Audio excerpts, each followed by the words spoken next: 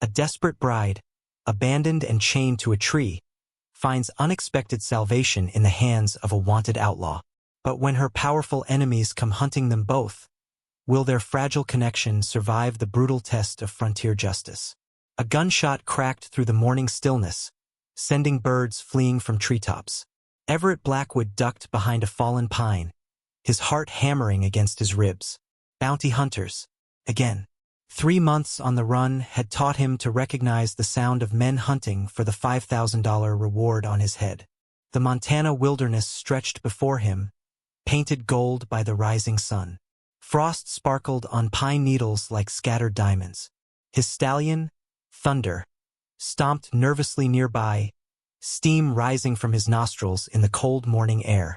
Everett ran a hand along the horse's neck, steadying them both.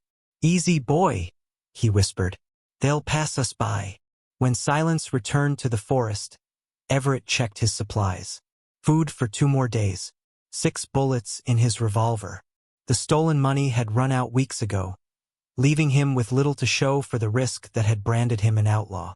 The Billings bank robbery hadn't been his idea. He'd been the lookout man, dragged into the scheme by his cousin.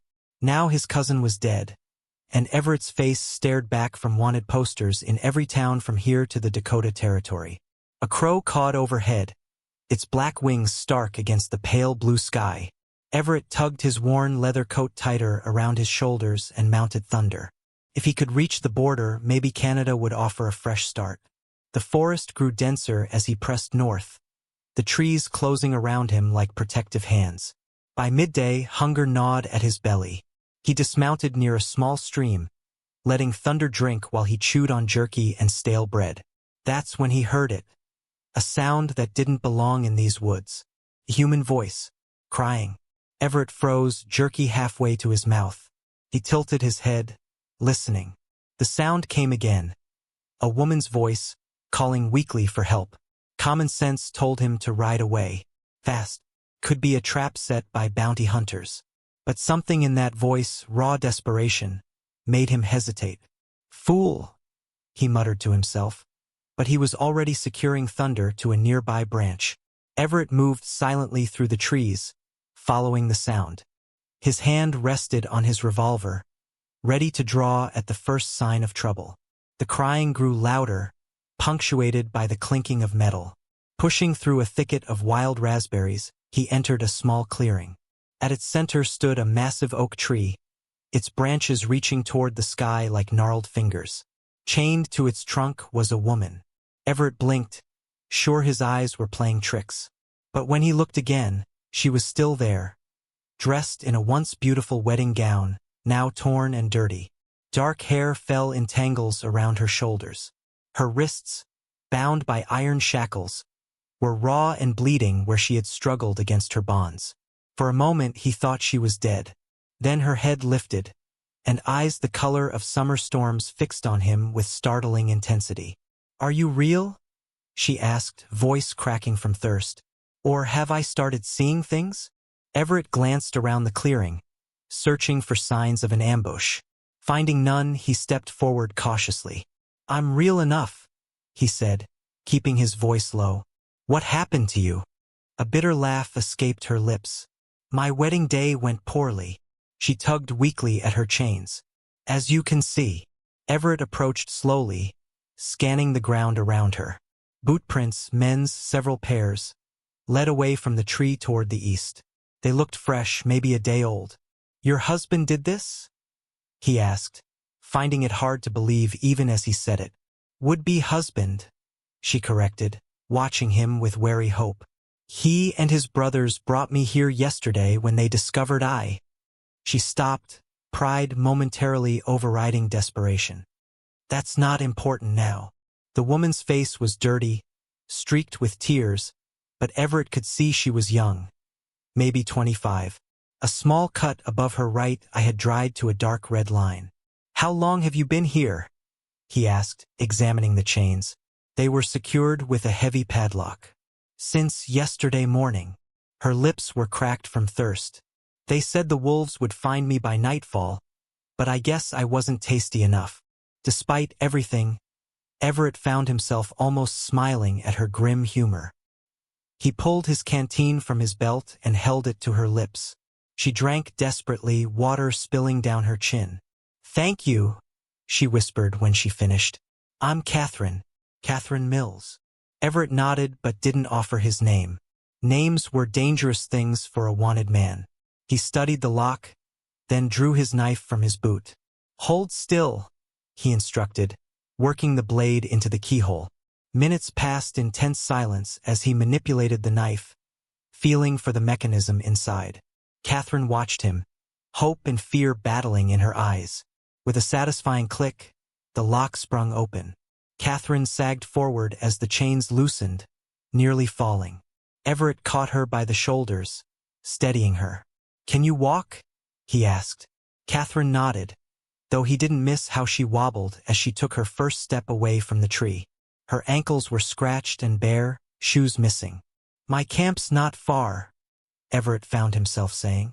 "We can get you food and rest before you head back to town." Catherine's face darkened.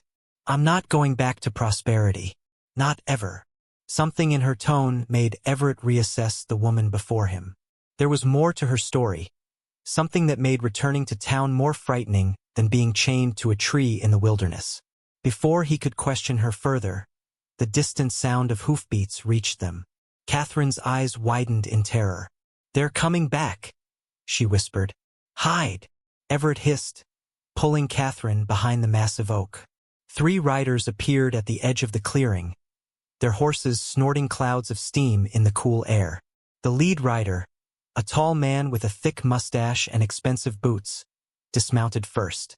Everett recognized the type immediately: rich, used to getting his way, dangerous when crossed. The others hung back, rifles resting across their saddles. "Catherine," the man bellowed, approaching the tree where chains now hung empty. "Catherine, you get back here." Catherine trembled against Everett, her fingers digging into his arm. "Thomas," she whispered, "and his brothers." Everett's hand moved to his gun. 3 against 1 were bad odds, but he'd faced worse. "She's gone," one of the mounted men called. "Tracks heading north." Thomas kicked the fallen chains, cursing. She couldn't have broken free herself. He scanned the tree-line, eyes narrowing. "Someone helped her." "We should head back, Thomas," the third man said. "The storm's coming in fast." Dark clouds had indeed gathered above, the promise of snow heavy in the air. Thomas spat on the ground, then stormed back to his horse. "She won't survive a night in these mountains anyway," he said, voice carrying to where Everett and Catherine hid. "Let the wolves have what's left of her." The men rode off, following a false trail Everett hadn't even realized Catherine had made while he'd been checking the perimeter. Smart woman. When the sound of hoofbeats faded, Catherine sagged against the tree, her face ashen. "They really came back to make sure I was dead," she whispered. "Who are they?" Everett asked, helping her stand. "Thomas Holloway and his brothers, James and William." Catherine hugged herself, shivering in her thin dress. "The richest family in prosperity. They own everything: the silver mine, the bank, half the businesses." Everett shrugged off his coat and wrapped it around her shoulders. "And one of them was going to marry you?" "Thomas." Catherine's voice hardened. "I was the schoolteacher, new in town. He courted me for 6 months. Yesterday was our wedding day." Her eyes dropped to the ground.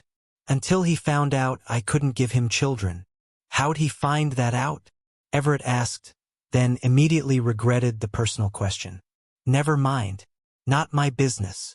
"No, it's all right." Catherine pulled the coat tighter. "I got scarlet fever as a girl.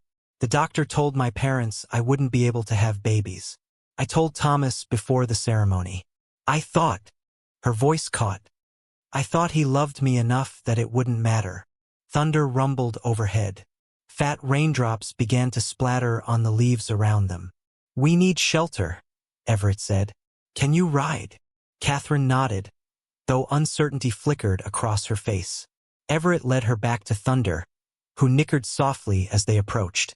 He helped Catherine mount, then swung up behind her. "Hold on," he instructed, wrapping an arm around her waist to keep her steady.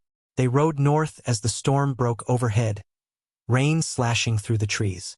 Catherine leaned against Everett's chest, her body shaking with cold despite his coat.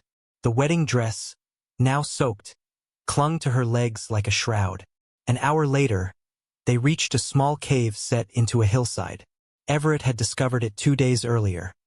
A perfect hiding spot with a narrow entrance that widened into a dry chamber big enough for a man and his horse. He helped Catherine dismount, her legs buckling as her feet touched the ground.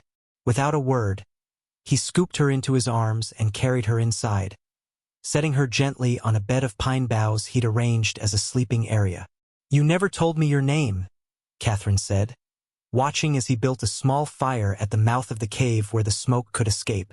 Everett hesitated, then shrugged.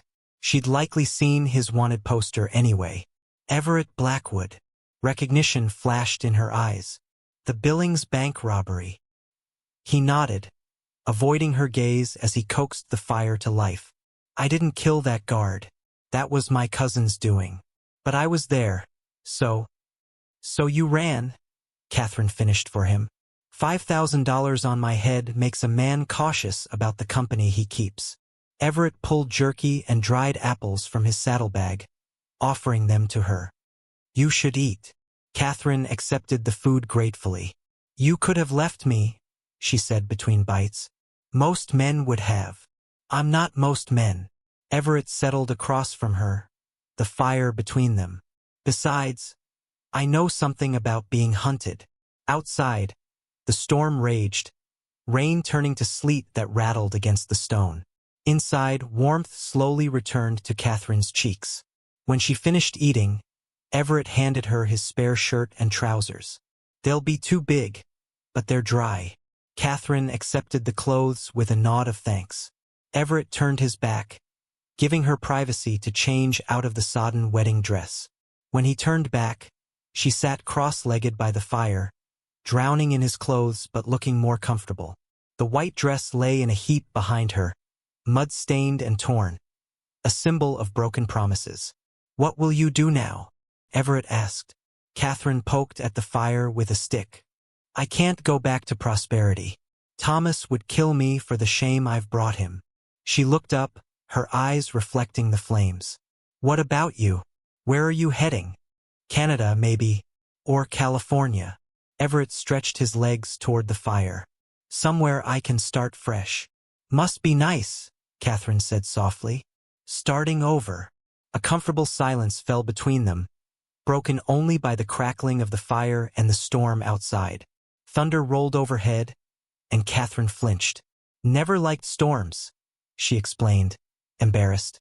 "My mother used to say thunder was just the angels moving furniture," Everett said, surprising himself with the childhood memory.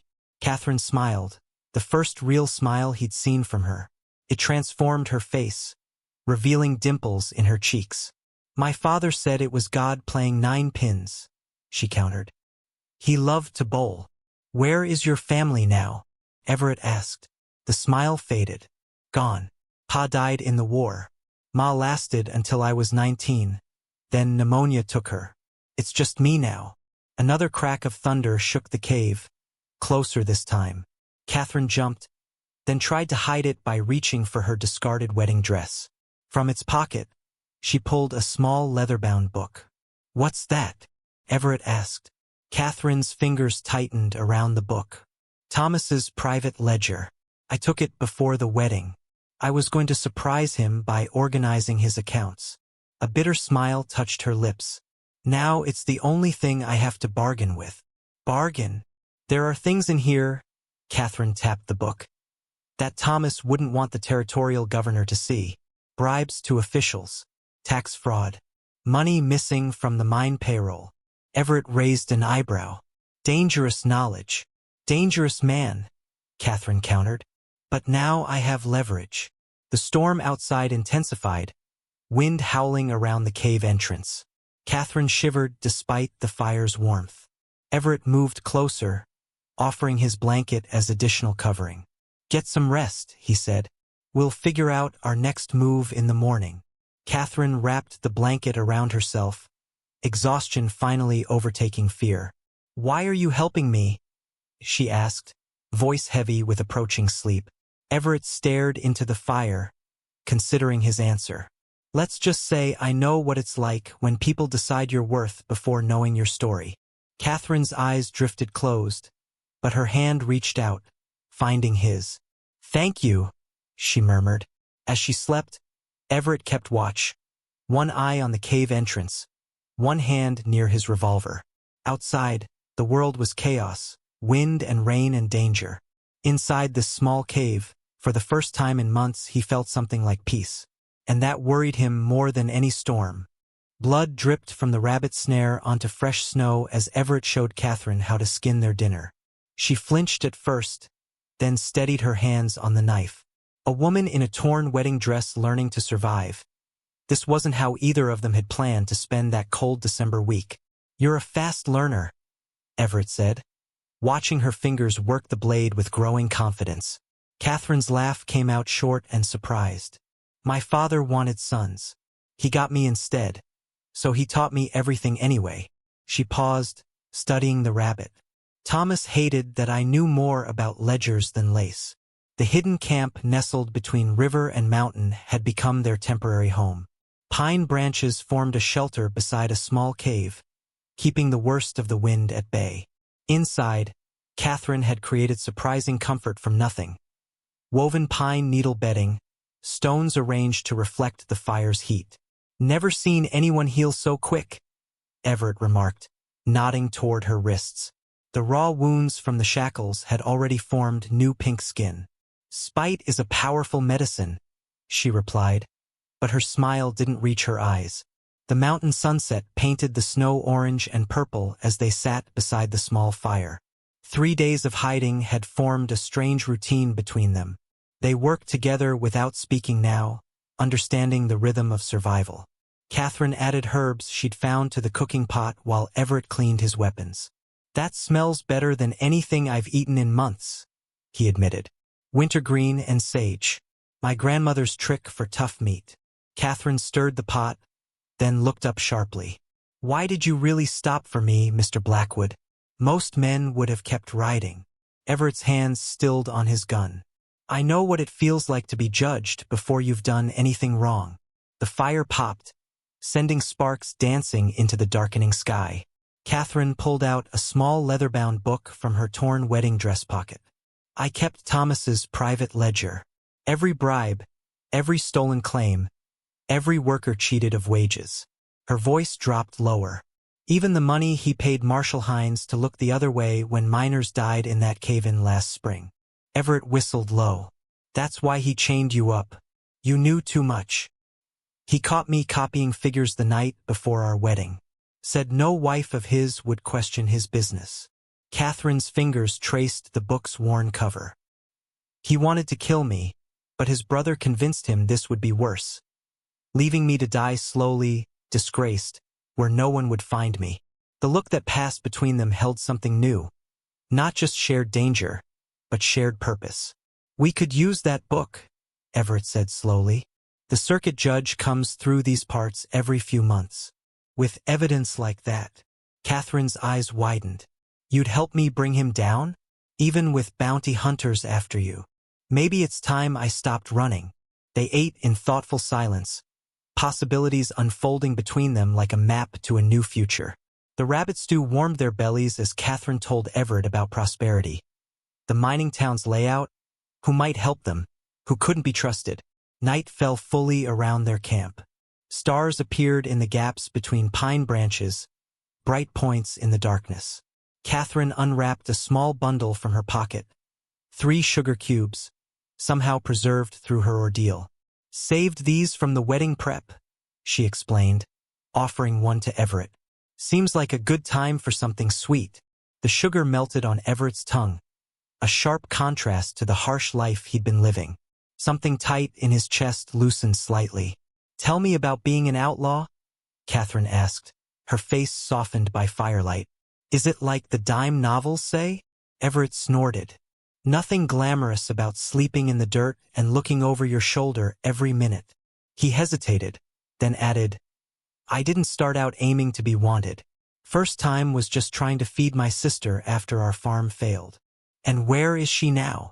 Married to a shopkeeper in Oregon. She thinks I'm dead. Safer that way. Catherine reached across the fire and touched his hand, her fingers warm against his.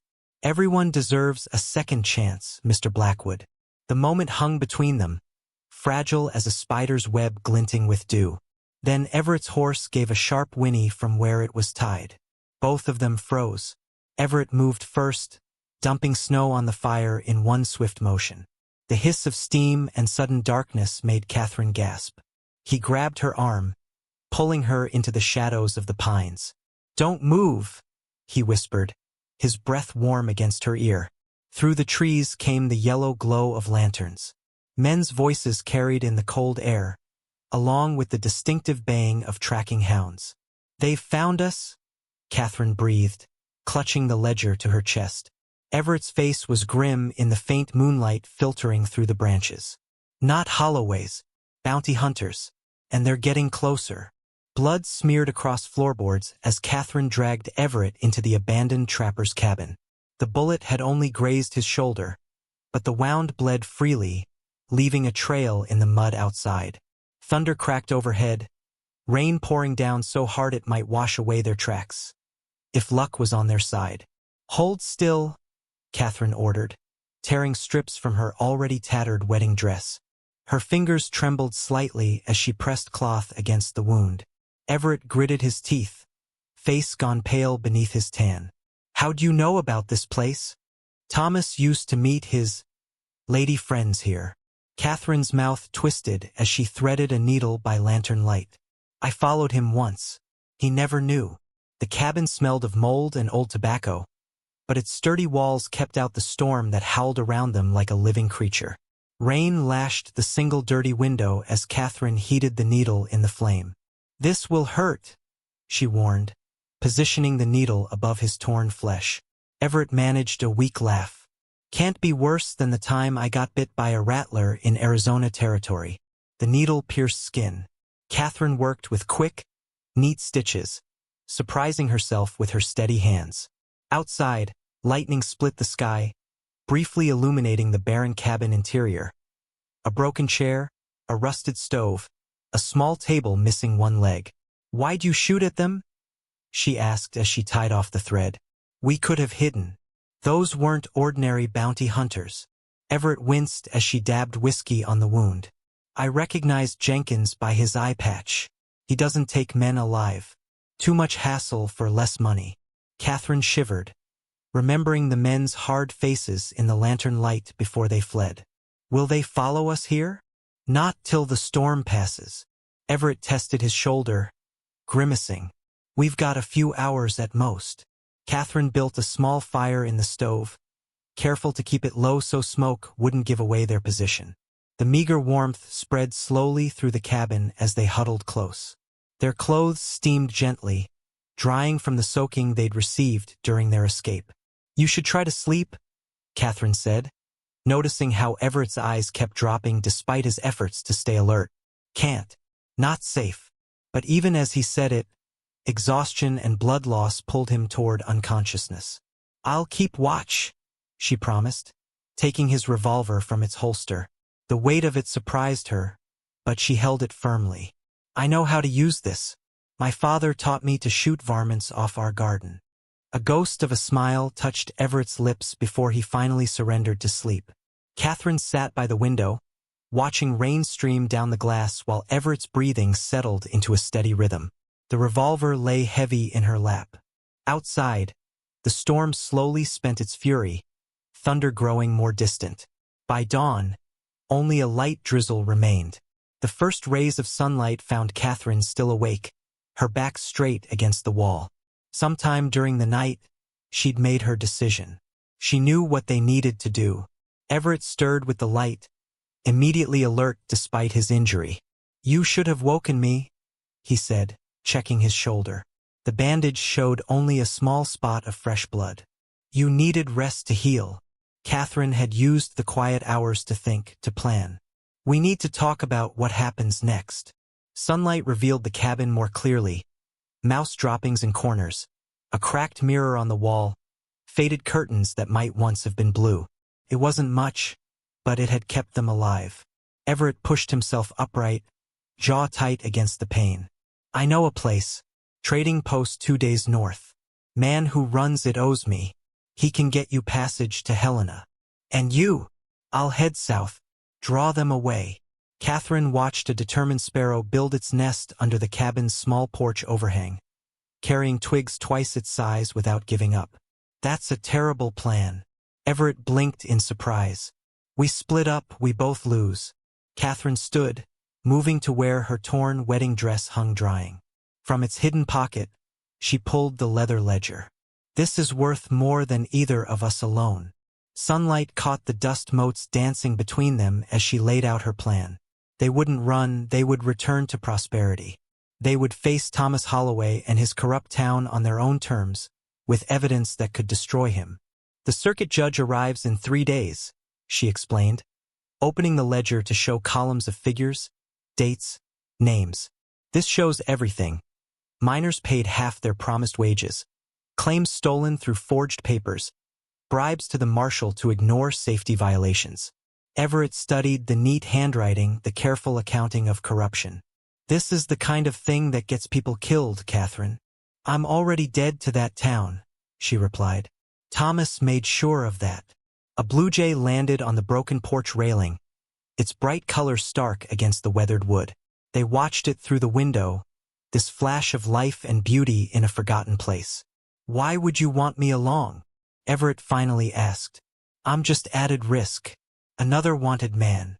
Catherine's fingers brushed the healing wounds on her wrists, the marks of chains that had nearly killed her. In that ledger, there's an entry from last March.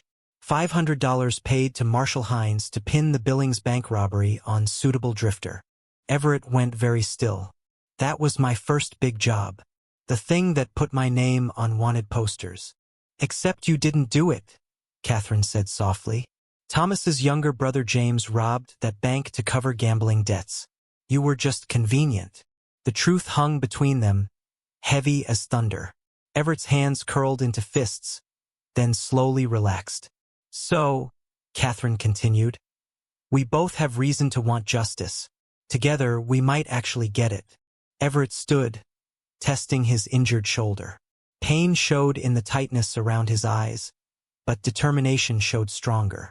He crossed to the broken table and pulled out the map tucked in his saddlebag. Together they bent over it, plotting their return to prosperity. Two fugitives, planning to walk straight back into the lion's den.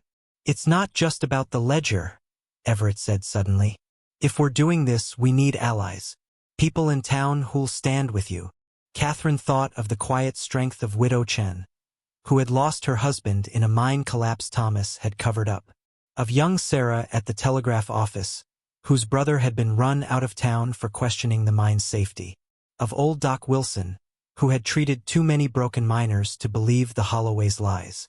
We won't be alone, she promised. Their fingers met on the map at the spot marking prosperity. The touch lingered, neither pulling away. Outside, the sun broke fully through the clouds, casting long shadows across the cabin floor. Why risk everything for me? Everett asked quietly. I'm just an outlaw you met 4 days ago. Catherine's answer came without hesitation, simple and true as sunrise. Because you saw me as a person when they tried to make me nothing. Blood froze in Everett's veins as the church bell rang 6 times, announcing their presence to anyone with ears in prosperity. The mining town sat nestled in the valley below them, smoke curling from chimneys like ghostly fingers against the purple dusk. Catherine gripped his arm, her nails digging through his shirt. Someone's watching us, she whispered, nodding toward a boy perched on a fence, mouth hanging open at the sight of them. Before Everett could react, the child vanished down an alley. The clock was ticking now. Keep your head down, Everett muttered, adjusting his hat to shadow his face. His fingers twitched for his gun, but it lay hidden in Catherine's satchel, a necessary risk for their dangerous plan. They rode double on his tired horse, Catherine wearing simple clothes borrowed from a kind farmer's wife they'd met yesterday. Main Street stretched before them like the belly of a sleeping snake. On either side stood the bones of prosperity. The general store, the saloon, the bank, all owned by Thomas Holloway's family. Men in dusty work clothes stumbled from the mine at the end of their shift, faces black with coal dust, shoulders bent with exhaustion. A woman hurried past with a basket of laundry, freezing mid-step when she spotted Catherine. "Mary Winters," Catherine whispered, turning her face away. "She works for Thomas's mother." The woman dropped her basket, dirty clothes spilling onto the muddy street, as she ran toward the large house on the hill. "We've got an hour, maybe less," Everett calculated, spurring the horse faster. They took a narrow path behind the row of buildings, avoiding the curious stares of townspeople. Music spilled from the saloon, a piano playing a wobbly version of Buffalo Gals, covering the sound of their approach to a modest boarding house tucked behind a stand of aspen trees. "Widow Chun lives here," Catherine explained, sliding from the horse with a wince. The marks on her wrists still showed angry red beneath her sleeves. "Her husband died in the mine collapse last year. Thomas refused to pay what he owed her, claimed it was Chinese carelessness that caused the accident." The soft glow of lamplight beckoned from a back window. Catherine wrapped her knuckles against it in a pattern, 3 quick taps, pause, 2 more. The curtain twitched, revealing the worried face of a middle-aged woman with streaks of gray in her dark hair. "Holy Mother of—" Mrs. Chen gasped, quickly unlatching the window. "Inside now. Both of you." They scrambled through, Everett helping Catherine before following. The small kitchen smelled of ginger and garlic, a pot of soup simmering on the cast-iron stove. Mrs. Chun bolted the window and pulled the curtains tight before turning to stare at Catherine. "The whole town thinks you stole silver spoons and ran away," she said, her accent thickening with emotion. "Thomas has been drinking for days, breaking things, threatening anyone who mentions your name." Catherine's smile held no humor. "And yet here I am, back from the dead with proof of his crimes." She patted the satchel where the ledger hid among their few belongings. Mrs. Chun crossed herself, though Everett noticed the small Buddha statue on her shelf. "You bring storm to calm waters. Why come back at all?" Catherine glanced at Everett, something unspoken passing between them. "Because sometimes the only way forward is through fire." The widow sighed, resigned. "You need food, rest. I have room upstairs where mine workers sometimes stay. No one will look there." As they followed her up a narrow staircase, Everett felt the weight of eyes from every window in town. News would spread faster than wildfire. The rejected bride had returned, and she wasn't alone. The room under the eaves was small but clean, with 2 narrow cots and a washstand.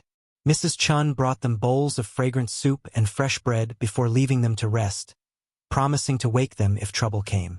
Catherine spread the ledger on the bed between them, its pages filled with Thomas's neat handwriting. "Every bribe, every cheated miner, every shipment of faulty equipment," she explained, pointing to entries that made Everett's jaw tighten. "He even paid off the former marshal to look the other way when 3 men died in the North Shaft." "And the new marshal?" Everett asked, dipping bread into his soup. Catherine's face darkened. "Thomas's cousin. Just as corrupt, twice as mean." They spent hours refining their plan in whispers. The circuit judge would arrive in 2 days for the monthly court session. Catherine would approach him with the ledger and her testimony, while Everett remained hidden, ready to step in if needed. "And after?" Everett asked, the question hanging between them like smoke. Catherine looked down at her hands, still bearing the marks of her chains. "I hadn't thought that far ahead." "Liar," he said softly, no heat in the word. A small smile touched her lips. "Perhaps we both deserve fresh starts." Sleep came in fitful bursts, Everett jerking awake at every creak of the old house. Past midnight, he stood at the window, watching the empty street. Catherine's breathing had finally evened into the rhythm of deep slumber. In sleep, the worry lines between her brows relaxed, making her look younger. He wondered what dreams visited her. Nightmares of chains, or hopes of freedom? A flicker of torchlight on the street below snapped him to alertness. 3 men approached the boarding house, moving with the confidence of those who feared no law. Everett recognized Thomas Holloway from Catherine's descriptions. Tall, broad-shouldered, with a shock of red hair visible even in the dim light. His brothers flanked him like matching bookends, each carrying a rifle. Everett moved to wake Catherine just as the first heavy knock rattled the front door. She sat up instantly, eyes wide with fear that quickly hardened into determination. "He's found us," she whispered, reaching for the ledger. The pounding grew louder, accompanied by Thomas's voice, slurred with whiskey and rage. "I know she's in there, Chun. A boy saw them ride in. Open this door before I break it down." Mrs. Chen's voice drifted up the stairs, trying to calm the angry men. Everett searched the room for anything that might serve as a weapon, cursing himself for agreeing to hide his gun. Catherine gripped his hands, her forehead pressing against his. "Whatever happens, we stick to the plan. The judge is our only chance." The splintering crash of the front door giving way echoed through the house. Heavy boots stomped across the floor below. Mrs. Chun screamed once, then fell silent. Catherine's eyes held Everett's, steady despite her fear. "Promise me you won't get yourself killed." Before he could answer, the stairs creaked under the weight of approaching footsteps. Pain exploded behind Everett's eyes as consciousness returned. Iron bars swam into focus, then the dirt floor beneath him. Every breath sent daggers through his chest where Thomas's boots had cracked at least 2 ribs. The Prosperity jail cell stank of sour whiskey, old sweat, and the copper tang of his own blood. "Finally awake, are you?" Everett squinted at the marshal, Thomas's cousin Billy, who lounged behind a desk with his feet propped up. The man picked his teeth with a knife, watching Everett like a cat observing a mouse. "Where's Catherine?" Everett's voice rasped from his dry throat. Billy's smile revealed tobacco-stained teeth. "Cousin Thomas took her home. Said they had wedding business to finish." Fury gave Everett strength to pull himself up, ignoring the stabbing pain in his side. His hand instinctively reached for a weapon that wasn't there. "Don't bother," Billy said, twirling Everett's revolver on one finger. "Nice piece. Might keep it after you're hanging from the oak tree tomorrow." Outside, the afternoon sun cast long shadows through the barred window. Distant sounds of the mine, pickaxes striking stone, men calling to each other, told Everett life in Prosperity continued despite the drama unfolding. "Circuit judge arrives tomorrow morning," Billy continued, enjoying his captive audience. "Not that it'll matter for you, Blackwood. Your reward poster says dead or alive, and dead's a sight less paperwork." Everett's mind raced, calculating options. Catherine's screams still echoed in his memory from when Thomas's brothers dragged her from Mrs. Chen's house. The widow had fought bravely, earning a bloody nose for her trouble. A sharp pain in his left boot reminded Everett of the small knife hidden in the sole, overlooked in the hasty search before they threw him in the cell. If he could reach it without Billy noticing. Voices outside caught their attention, angry shouts growing louder. A woman's voice rose above the others, familiar and defiant. "What in tarnation?" Billy muttered, moving to the window. Everett slumped against the wall, using the movement to slide his hand toward his boot. His fingers had just touched the hidden compartment when Billy whirled around, eyes wide. "Your lady friend's causing a ruckus," he said, grabbing his hat. "Got half the town gathered round her like she's preaching the gospel." Hope flared in Everett's chest. Catherine was alive and fighting back. "This ain't over, Outlaw," Billy warned, checking his gun before heading for the door. "Don't get comfortable." The moment the lock clicked, Everett pried the knife free and attacked the cell's rusty lock. Years of opening things that didn't belong to him guided his hands. Each scrape of metal seemed loud enough to wake the dead, but the noise outside grew louder, covering his work. The lock finally yielded with a reluctant groan. Everett pushed the cell door open, half expecting to meet Billy's gun. Instead, he found Mrs. Chun standing in the doorway, her left eye swollen shut but a triumphant smile on her face. "Took you long enough," she said, thrusting his gun belt into his hands. "Catherine's buying time, but Thomas has been drinking since yesterday. He's dangerous." Everett buckled the belt with shaking hands. "How bad is she hurt?" Mrs. Chen's good eye hardened. Bad enough to make half the women in town stand with her. Thomas thinks he owns everything that breathes in prosperity. Today he learns different. They slipped out the back, Everett biting back groans as each step jarred his injured ribs. The town's single street had become a stage for confrontation. Nearly every resident gathered in a circle around the drama unfolding before the general store. Catherine stood on the store's wooden steps, her dress torn and dirty but her spine straight as a poker. Purple bruises marked her face and throat, yet her voice rang clear as she held up a familiar leather book. $7 paid to silence Widow Parker when her husband died from bad air in the South Tunnel. She read, her finger tracing the neat writing. $15 to Marshall Sanders to report the death as natural causes. Thomas Holloway loomed before her, his face flushed with whiskey and rage. His brothers flanked him, their expressions a mixture of embarrassment and anger. The crowd murmured, minors exchanging knowing glances as Catherine continued reading Thomas's secret accounts. $20 to the county clerk to falsify safety reports, she called out, her voice carrying to every corner of the gathering. 30 pieces of silver to Judge Wilson to rule against the miners' families seeking compensation. Enough, Thomas bellowed, his hand shooting out to grab the ledger. You lying witch. Making up stories won't save you from what's coming. Catherine stepped back, clutching the book to her chest. Every word is true and you know it. Your handwriting, your accounts, your shame laid bare for all to see. The crowd shifted uneasily. Miners removed their caps. Women clutched each other's hands. Years of suspicion crystallized into certainty as Catherine's words confirmed what many had long suspected. Mrs. Chun nudged Everett forward. Now's your moment. She can't hold him off much longer. Everett pushed through the crowd, ignoring the gasps of recognition. The pain in his side faded against the more urgent need to reach Catherine before Thomas's control snapped completely. You've bewitched these fools with your pretty lies, Thomas spat, reaching for Catherine again. But I know what you really are. Damaged goods not fit to bear my name or my children. His hand connected with her cheek, the slap echoing like a gunshot in the sudden silence. Catherine staggered but didn't fall, blood beating at the corner of her mouth.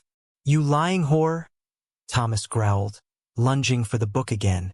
The crowd gasped as Everett stepped between them. His revolver aimed steady at Thomas's chest despite the pain radiating through his body. That's not how a gentleman addresses a lady, Everett said, his quiet voice carrying across the now silent gathering. Thomas froze, recognition and hatred flashing across his face. The outlaw should have killed you when I had the chance. Many have tried. Everett kept his gun trained on Thomas, aware of the man's brothers inching toward their weapons. Back away from Miss Mills. Billy pushed through the crowd, his own gun drawn. Drop it, Blackwood. You're under arrest. For one breathless moment, the future balanced on a knife's edge. For guns, dozens of witnesses, and only one path forward. Everett met Catherine's eyes, seeing in them not fear but absolute trust. Thomas Holloway, unaccustomed to being challenged, made his final mistake. His hand dropped to his pistol, a snarl twisting his handsome features. The shot cracked through the mountain air, startling birds from the nearby trees. The shot split the air like thunder, freezing everyone in place.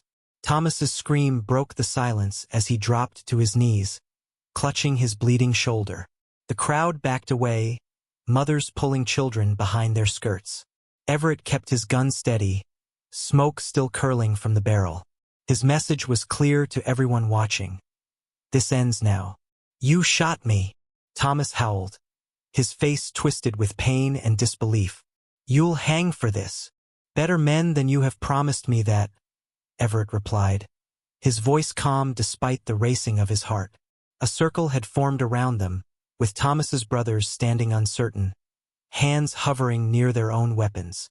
Catherine stepped forward, the leather book clutched tight against her chest. Nobody else needs to get hurt today. Thomas, tell your brothers to back down. For a moment, Everett thought Thomas would refuse.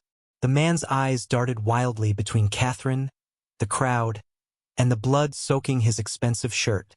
Finally, He nodded to his brothers, who slowly raised their hands. "Somebody fetch the doctor," Mrs. Chun called from the edge of the crowd. "And send word to Sheriff Miller in Pine Creek. Our marshal won't do what's right." The next few hours passed in a blur of activity. Thomas was taken to the doctor's house, his brothers locked in the jail under watch by miners who volunteered to ensure they stayed put. Everett found himself in the strange position of being both prisoner and protector. His gun returned to its holster, but his freedom still uncertain. As night fell, lanterns were lit in the town hall where Catherine had convinced the town council to gather. Nearly every adult in Prosperity crowded into the room, their faces a mixture of fear, anger, and hope. "We've lived under the Holloway's thumb for too long," said Mr. Jenkins, the blacksmith whose daughter had lost a husband in a mining accident the previous winter. "They've made us afraid to speak the truth." Catherine stood at the front of the room, her bruised face visible to all. "I was punished for not being what Thomas wanted. How many of you have suffered because you couldn't be what the Holloways demanded?" Hands rose throughout the room. Stories poured out like water through a broken dam. Stories of lost land, of wages docked without reason, of accidents that were no accidents at all. "The circuit judge arrives tomorrow," Catherine reminded them. "Every one of you who speaks adds weight to our case." A heavy knock at the door silenced the room. Sheriff Miller from Pine Creek entered, his weathered face unreadable as he surveyed the crowd. His eyes came to rest on Everett, who straightened his shoulders, prepared for the worst. "Mr. Blackwood," the sheriff said with a nod. "Been a while since that business in Helena." Everett swallowed hard. "Sheriff." To everyone's surprise, the lawman cracked a smile. "You still claiming you didn't steal those horses from Colonel Preston?" "Never did," Everett replied. "And never got the chance to prove it." The sheriff scratched his chin. "Funny thing. Got a telegram last month saying Preston's former ranch hand confessed to selling those horses and blaming you. Never thought I'd see you to tell you that." A murmur ran through the crowd.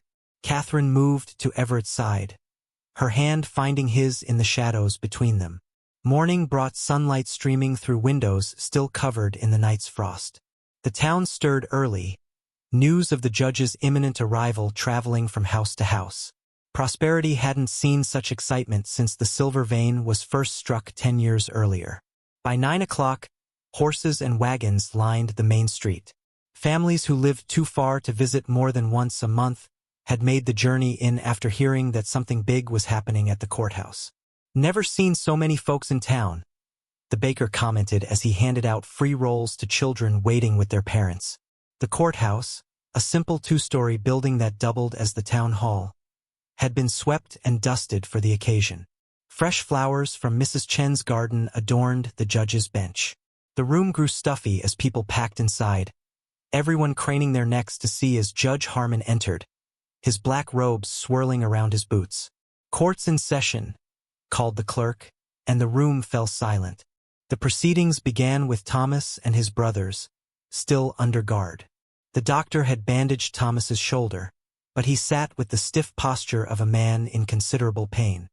His usual arrogance had dimmed, replaced with the cautious calculation of someone who sensed his power slipping away. Catherine was called first. She walked to the witness stand with her head high, the torn and dirty wedding dress she'd worn in the wilderness now replaced with a simple blue skirt and white blouse borrowed from Mrs. Chun. She looked like any other young woman in town, except for the steel in her spine and the unwavering clarity in her eyes.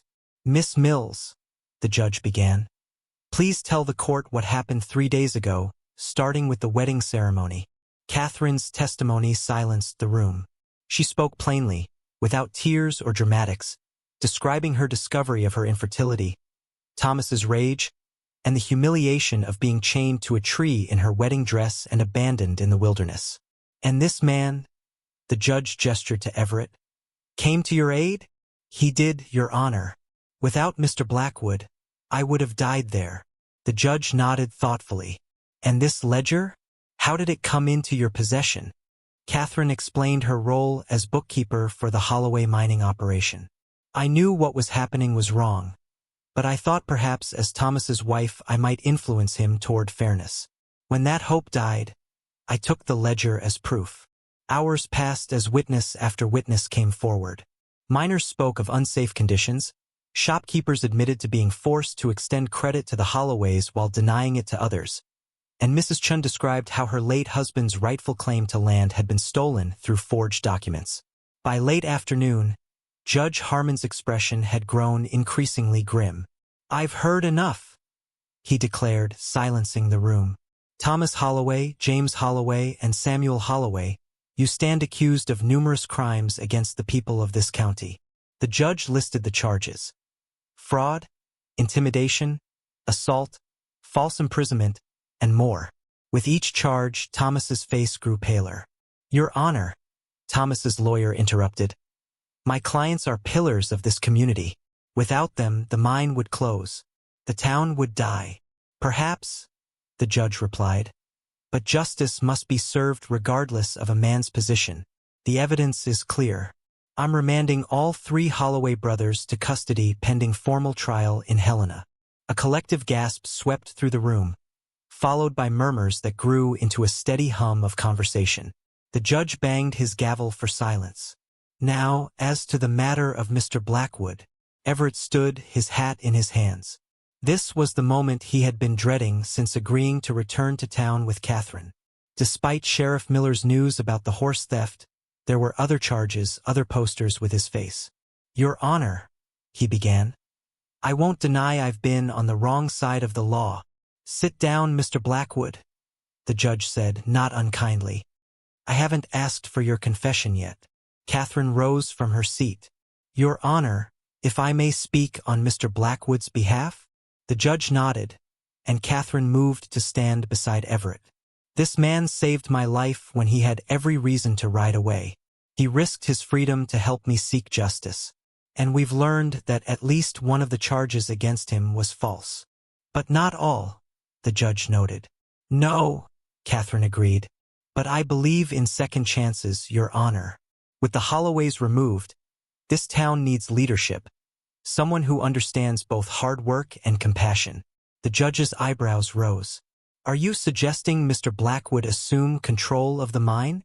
"Under the court's supervision," Catherine clarified, "for a probationary period. Let his future actions balance his past mistakes." A silence fell over the courtroom as the judge considered the unusual proposal.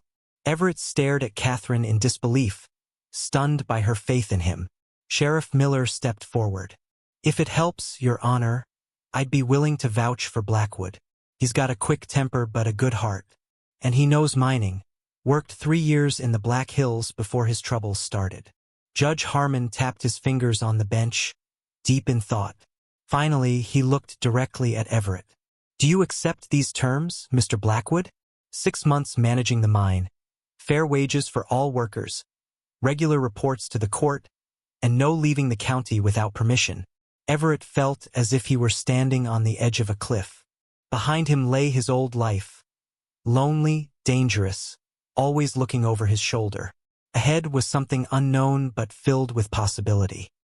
He glanced at Catherine, who gave him the smallest of nods. "I accept, Your Honor." The judge's gavel fell with a crack that seemed to break something open in the room. People surged forward, some to shake Everett's hand, others to thank Catherine. Still others simply caught up in the tide of change sweeping through their town. As the crowd dispersed, Everett found Catherine standing by the courthouse window, watching the setting sun turn the mountains to gold. Words failed him as he tried to express his gratitude. Catherine turned to him with a gentle smile. "You gave me back my freedom, Everett. I thought it only fair to offer you the same." In that moment, with the last light of day painting Catherine's face in soft gold, Everett realized that the chains that had bound him weren't just the wanted posters or the fear of capture. They were his belief that he could never be more than what others had decided he was. Looking into Catherine's eyes, he saw himself reflected not as an outlaw, but as a man worthy of trust, of purpose, of a second chance. For the first time in years, Everett Blackwood felt the weight of the past lift from his shoulders, replaced by the unfamiliar but welcome burden of hope. The first snow fell early that year, dusting prosperity with white powder that crunched under boots and turned breath to silver clouds. Miners hurried past the schoolhouse, calling greetings to the children playing in the yard during their lunch break. Inside, Catherine Mills stood at the blackboard, chalk dust powdering her sleeves as she explained fractions to the older students. "Miss Mills, someone's coming," little Emma Jenkins called from her desk by the window. The girl's excitement made the other children rush to look, pressing noses against the cold glass. Catherine's heart quickened as she spotted the familiar silhouette on horseback. "Back to your seats, everyone. We still have division to master before the bell."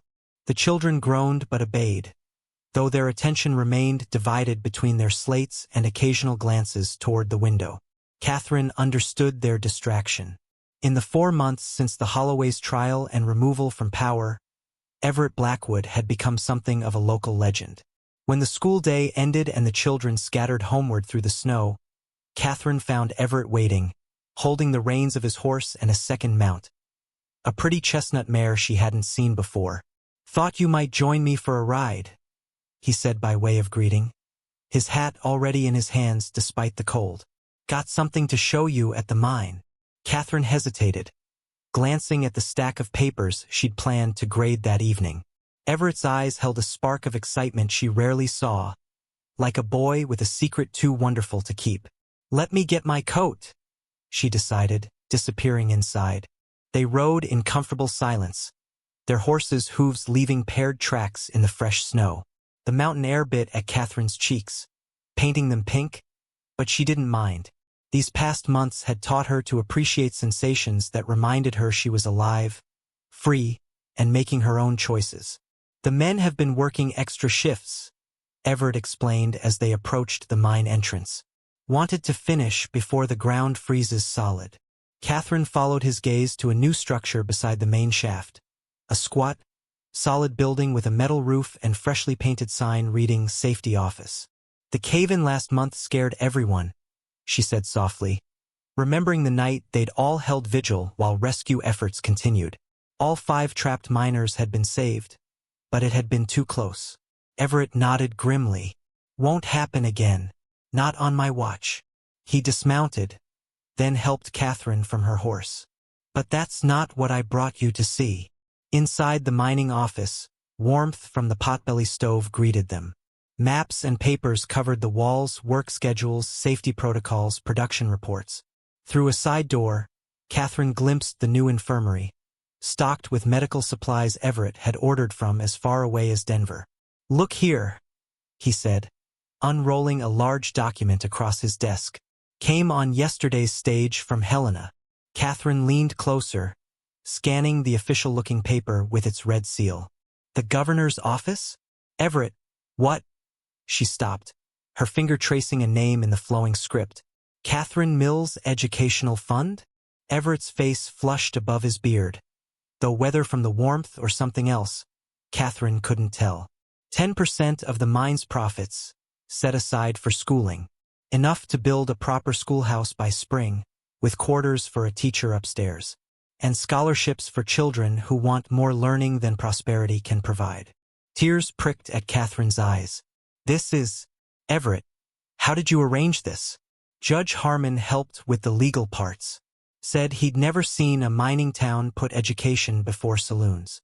His rough fingers brushed a stray hair from her cheek. "Wasn't hard to convince the investors. Turns out treating workers fair makes the mine more profitable, not less."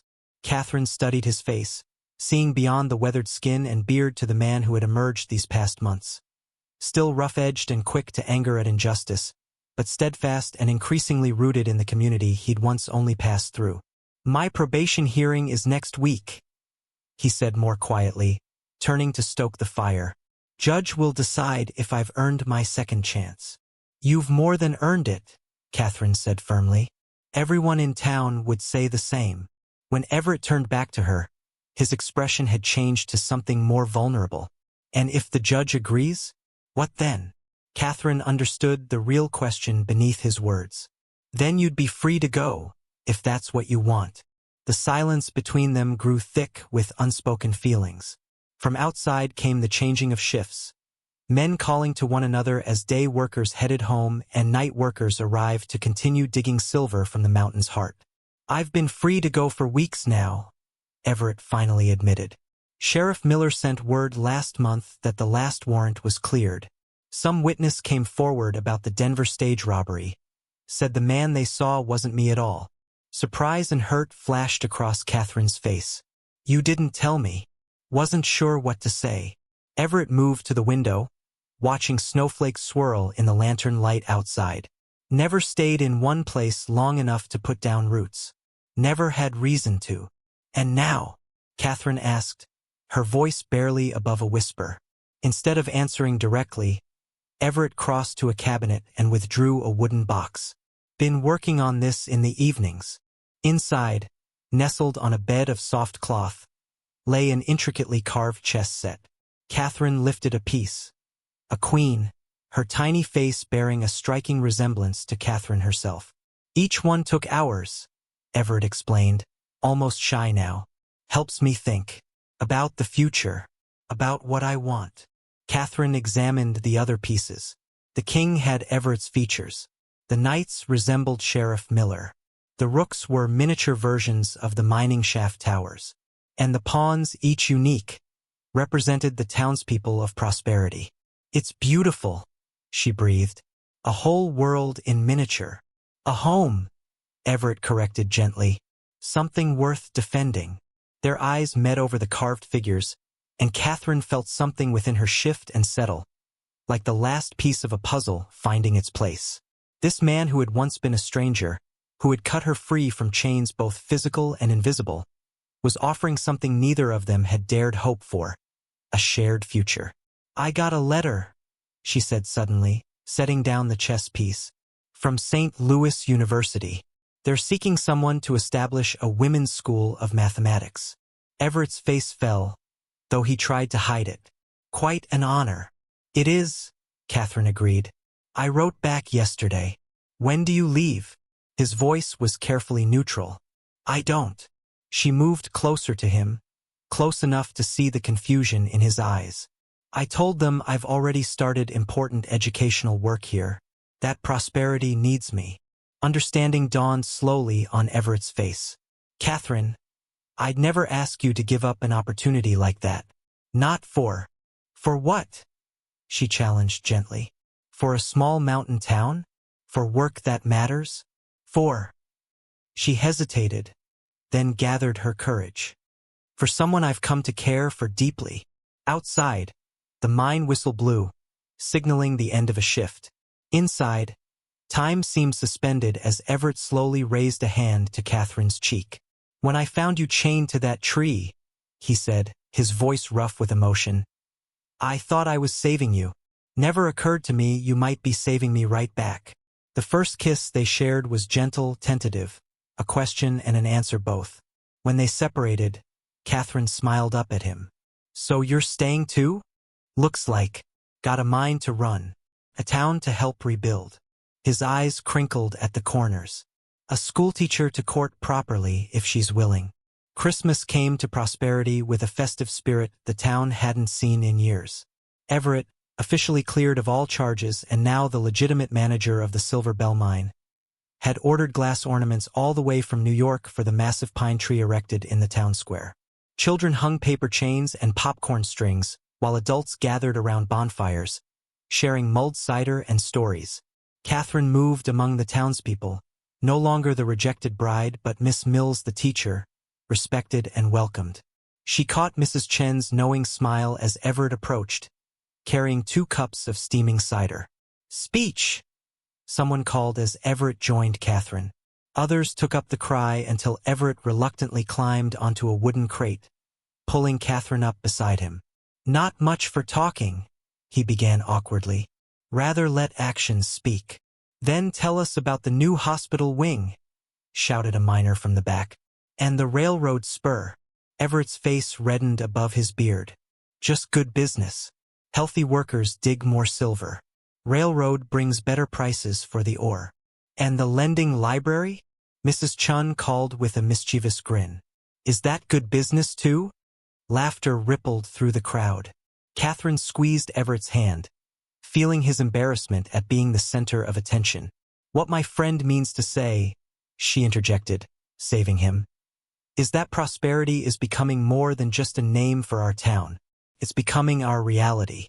And it belongs to all of us." Cheers erupted, followed by the raising of cups and glasses.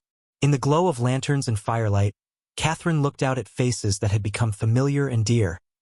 Mr. Jenkins and his daughter Emma, Sheriff Miller, who now visited monthly from Pine Creek, Mrs. Chun, whose boarding house had expanded to include a Chinese restaurant that drew visitors from 3 counties away.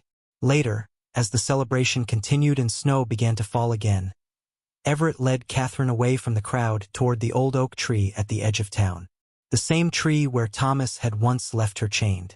The path there no longer filled her with dread, but with a bittersweet recognition of how far she had come. "Wasn't sure if you'd want to come here," Everett admitted as they reached the massive trunk. "Could have picked somewhere else." Catherine shook her head, her breath clouding in the cold air. "No, this is right. This is where our story began." From his pocket, Everett withdrew a small carved figure, the oak tree he had shown her months earlier with its broken chains.